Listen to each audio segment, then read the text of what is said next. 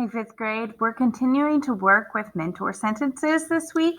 This is week 2 of our study using example sentences to learn conventions and grammar and to just become better writers by looking at appropriate and accurate examples.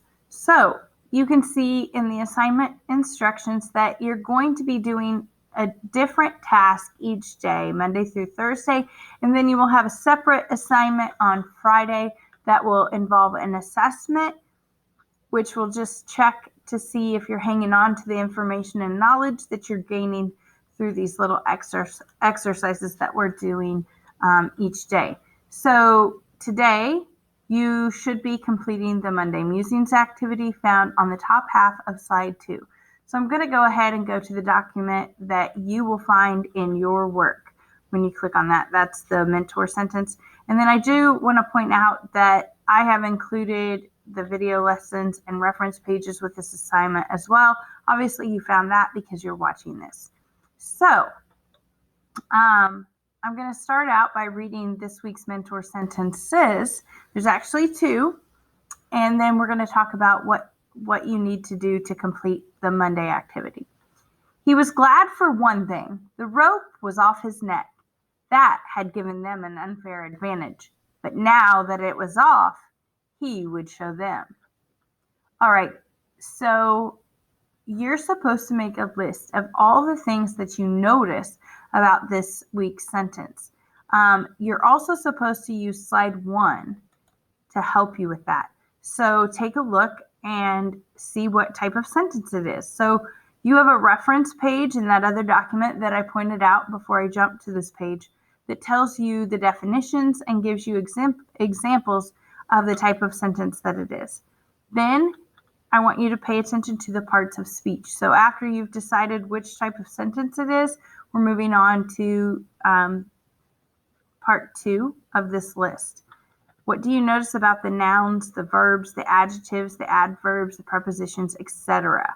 And again, those reference pages are going to help you know what those are and help you pay attention to them.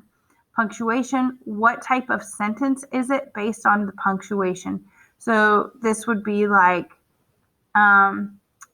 exclamatory, imperative, declarative. That is on one of those reference pages as well.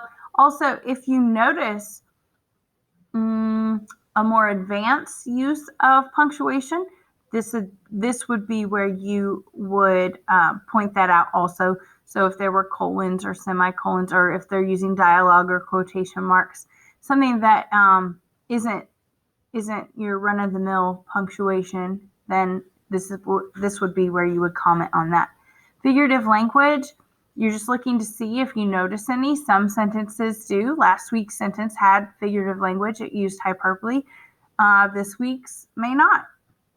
Root words and affixes, if there are any that you notice that have those roots or affixes, you could draw attention to that at this point.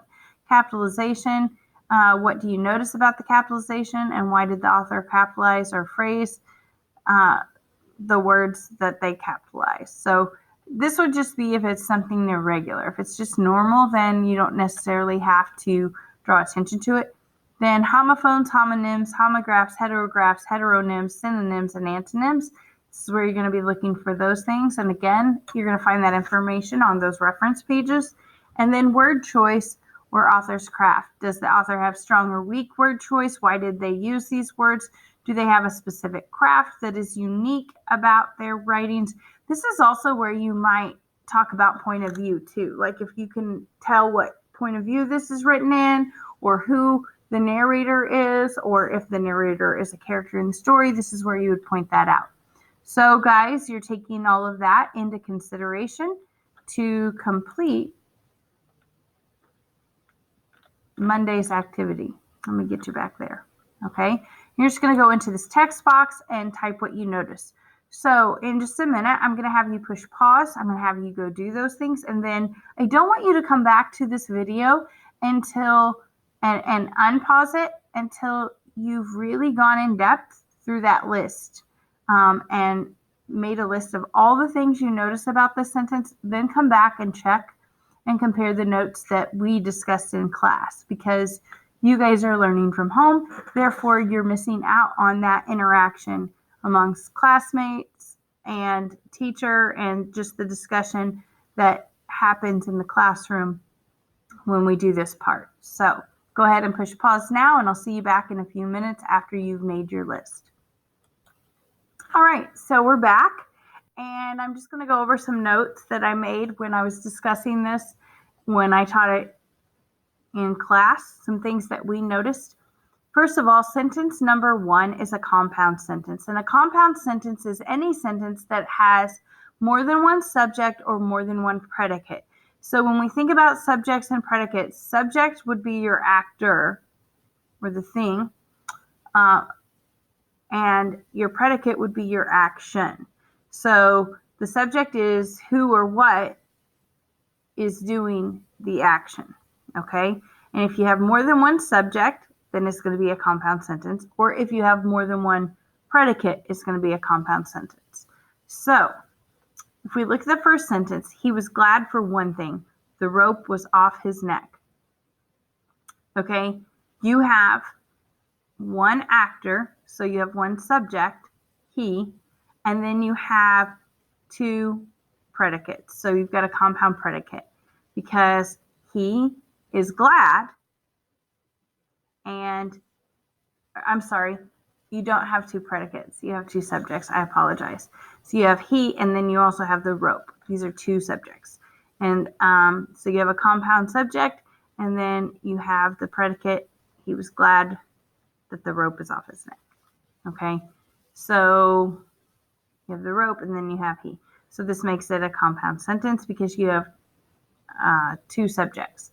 Then if we look at the second sentence, that had given them an unfair advantage, but now that it was off, he would show them.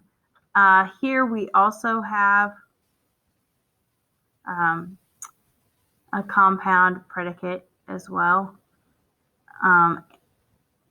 And you have a compound subject because you have him and then you have them. And then the action.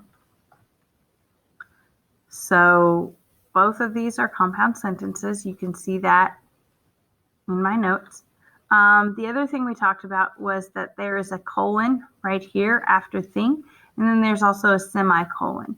And just a little side note, we will be getting a mini lesson on how to use those and what's the difference. How do you know when to use a colon, and how do you know when to use a semicolon? And then pronouns are used to name the subjects. There's no proper nouns, no names are used here. It's all pronouns. That was one thing we noticed. And that is used both as a pronoun and a conjunction.